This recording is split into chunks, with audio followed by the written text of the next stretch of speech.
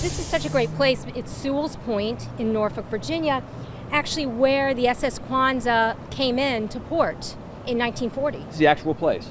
The actual place. I think it's literally right there. I have a photo in my film that you can take a look. Let's see. So just why is this story so important?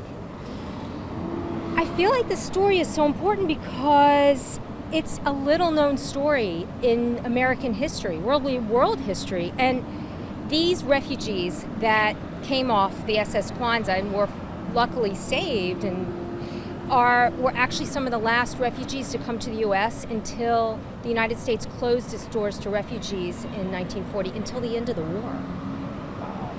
Yeah. So these people were saved because other people who went back, that we sent back, their fates were much different. Yeah, I mean, there were so many people, millions died in the Holocaust, as we all know.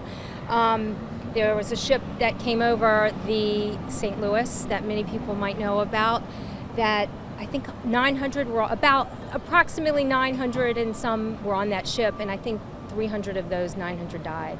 Wow. Yeah. What draws you to this story?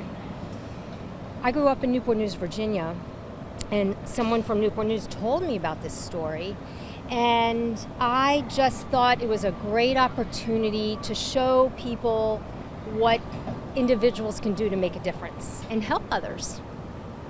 And what better time to showcase than the Holocaust, when we have so much, I mean, as history continues its march on, Right.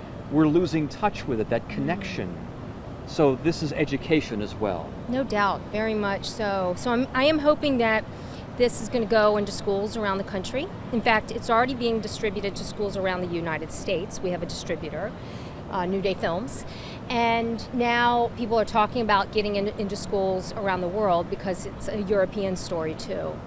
And it's just a great story of that I think people can relate to today too, because the refugee crisis is in the forefront of our minds now today too. What kind of effect did producing this documentary have on you personally?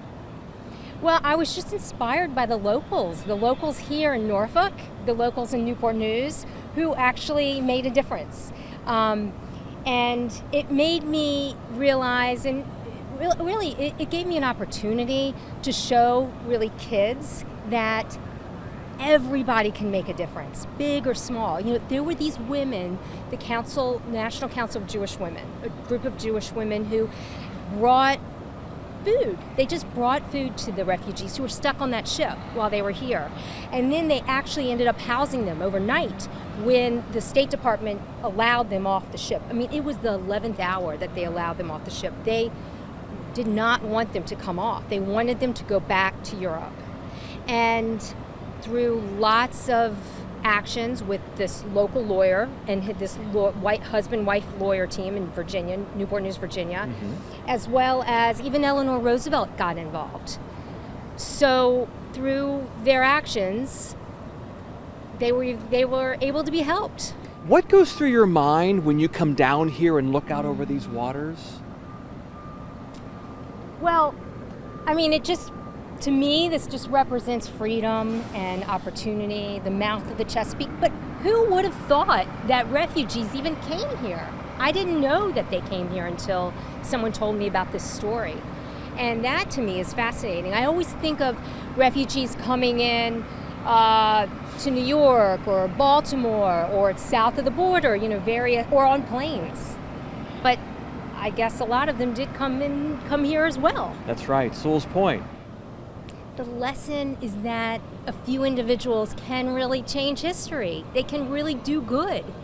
And, you know, it's not about saving the world. It's about saving one individual, and that's what they did. They saved these 80-some individuals. It's a beautiful story.